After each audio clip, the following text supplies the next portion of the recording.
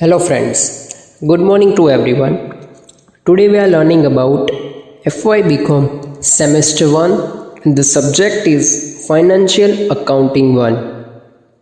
In this we are learning the chapter Joint Venture Accounts and question number 5. Question is Khushbu and Shraddha agreed to construct a building for a company. They decided to share profit or loss in 3:2 respectively. They deposited rupees 5 lakh in the joint bank accounts as per their profit sharing ratio. The contract prices was agreed to rupees 10 lakh payable 80% in cash and 20% by debentures of the company. Amount paid from the joint bank account. Materials rupees 5 lakh, wages rupees 3,70,000, miscellaneous expenses that is rupees 30,000, architect fee into bracket paid by Khushbu rupees 35,000, mixer machine brought by Shraddha that is rupees 75,000. On completion of the work, Khushbu took away materials in stock for rupees 62,000 and Shraddha took away mixture machine for rupees 48,000. Contract price was received as per agreement on completion of the contract. Debentures of the company were sold at 20% discount. Prepare joint venture account, joint bank account and partners capital account in the books of the firm, assuming that accounts have been settled among the partners. Now, આપણને જે બે adjustment છે એ related with the debentures. તો અહીંયા joint venture account, capital account, joint bank account and એની સાથે આપણે જે છે એ 3 or 4 લાઇન્સનું એક નાનું એવું ડિબેન્ચર એકાઉન્ટ પ્રિપેર કરવાનું છે. જે ડિબેન્ચર્સની અલગથી એન્ટ્રી છે તે આપણે આની અંદર describe Karshi so that 3 or 4 લાઇન્સનું તમારે ડિબેન્ચર એકાઉન્ટ્સ પણ પ્રિપેર કરવાનું રહેશે. સો વેરી ફર્સ્ટ આપણે જોઈએ જોઈન્ટ વેન્ચર એકાઉન્ટની અંદર entry. Yes, start with the first. they deposited 5 lakh in their joint bank accounts. તો joint bank account, yes, joint venture એકાઉન્ટમાં ડેબિટ સાઇડ નામ આપવાનું છે ટુ જોઈન્ટ બેંક એકાઉન્ટ. એમાઉન્ટમાં લખવાના થશે રૂપીઝ 5 lakh, જેની બીજી અસર જોઈન્ટ બેંક એકાઉન્ટમાં આપણે ક્રેડિટ સાઇડ આપવાની થશે.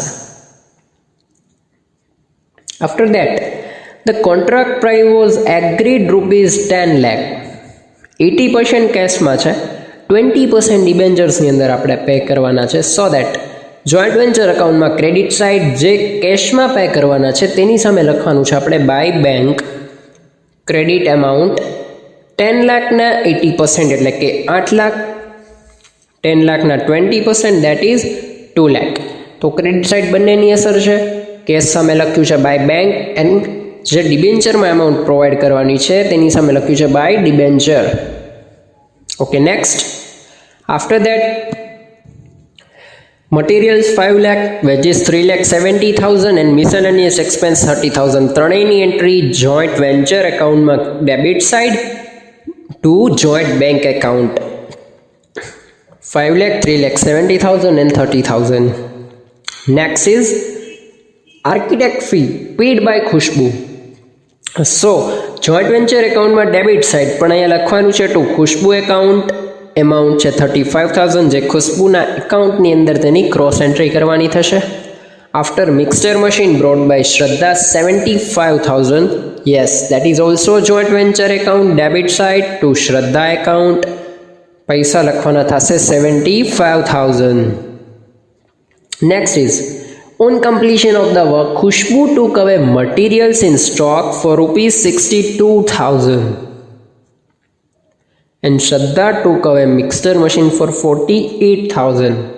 Yes, Khushbu 62,000. So that will be on a credit side, right? By Khushbu amount 62,000 and Shraddha took away લઈ જાય છે, જાય તો જમા, that is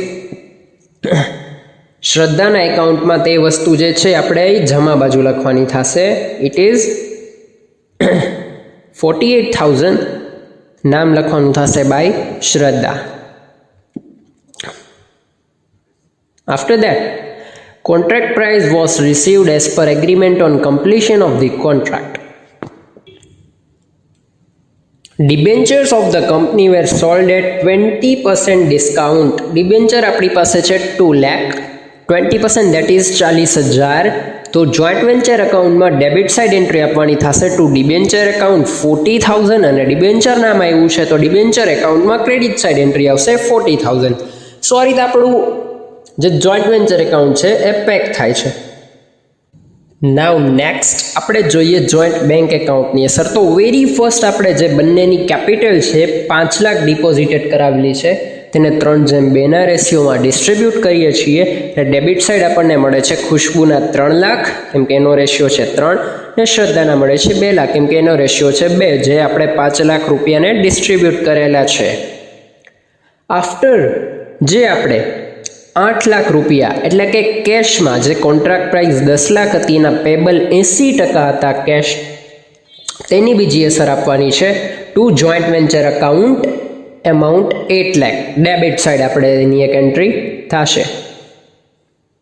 after that next entry જે આપણને ગેપ મળશે એક, જ્યારે ડિબેન્ચર એકાઉન્ટ આપણે ડેબિટ સાઇડ 2 લાખ અને ક્રેડિટ સાઇડ એક એન્ટ્રી 40,000ની છે, ત્યારે આપણને 1,60,000નો ગેપ મળશે પેક કરશી ત્યારે. એ ગેપ જે છે એ આપણે અહીંયા લઈ આવવાનો થશે જોઈન્ટ બેંક એકાઉન્ટમાં.